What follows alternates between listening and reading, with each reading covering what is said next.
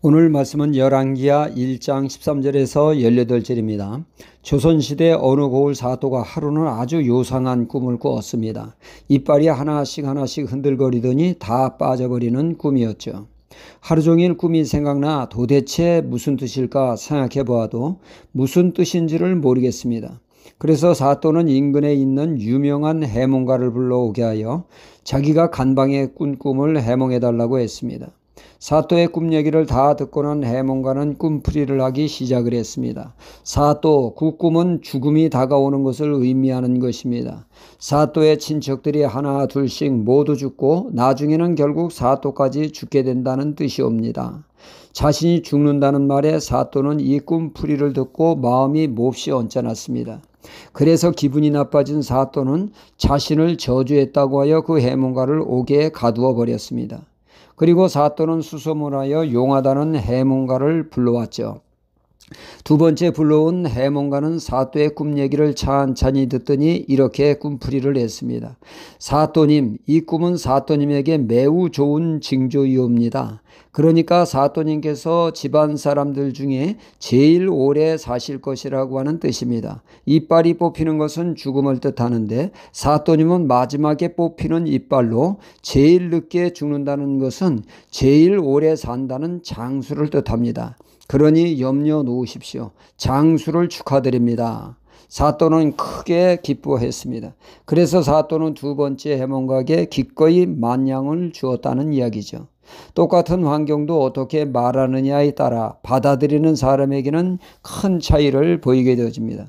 그래서 다르고 다르다는 말이 있지 않습니까? 같은 말도 어떻게 말하느냐에 따라 확연히 다릅니다.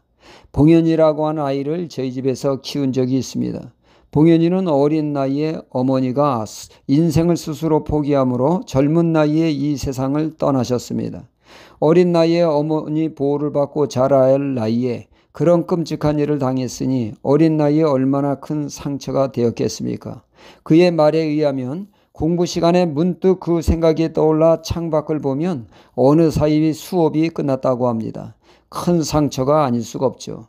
봉현이 아빠는 철탑일로 전국을 다니며 일을 하다 보니 음산한 폐가에 혼자 있는 봉현이를 보고 제 마음이 짠했습니다. 어린 나이에 환경이 너무 안 좋다고 판단한 저는 저희 집에 데려와 같이 살게 되었죠. 우리와 같이 산 지도 꽤 오래돼서 가족 같은 그러한 분위기였습니다.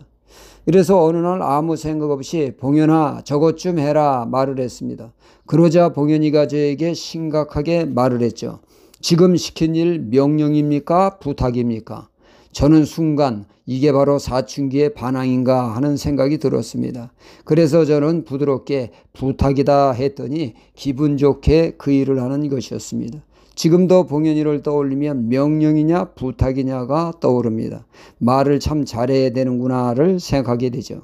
오늘 말씀은 아하시아 왕이 난간에서 떨어져 심하게 다쳤는데 이에 하나님의 사람 엘리야는 왕이 죽을 것이라고 하나님의 말씀을 아하시아의 사자들에게 선포했습니다.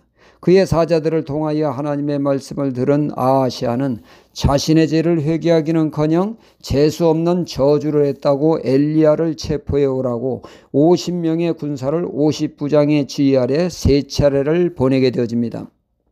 첫 번째 50부장과 50인의 군사가 엘리야에게 나와 교만하게 어명이여 당신을 체포하겠소. 이에 엘리야는 내가 하나님의 말을 전하는 하나님의 종임을 하나님께서 증명할 것이라고 하며 불이 하늘에서 내려 그들을 불사르게 되어집니다. 이에 아하시아는 어리석게 깨닫지를 못하고 또 사람을 보냅니다. 같은 수의 사람을 말이죠. 두 번째 50부장은 똑같이 교만하게 어명이여 당신을 체포하겠소. 하나님의 종을 무시함으로 그도 한 줌의 죄가 되고 말았습니다. 그러나 세 번째 50부장은 하나님의 사람 엘리야를 깍듯이 인정하는 말을 하게 되죠. 무릎을 꿇어 겸손히 명령이 아닌 부탁을 하게 됩니다.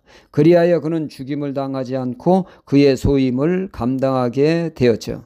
이렇듯 하나님은 겸손한 자에게 은혜를 베푸시고 교만한 자는 화를 자초한다는 것이 성경의 말씀이죠. 사도행전 10장에 보면 백부장 고넬료는 베드로 사도를 초청하여 말씀을 들을 때 다리 꼬고 건방지게 있지 않았습니다. 대문까지 나와 사도 베드로 앞에 무릎을 꿇고 그의 겸손한 모습은 매우 감동적입니다. 그런 그에게 놀라운 성령의 역사가 일어나지 않았습니까? 하나님은 겸손한 자에게 은혜를 베푸시는 분이십니다. 할렐루야.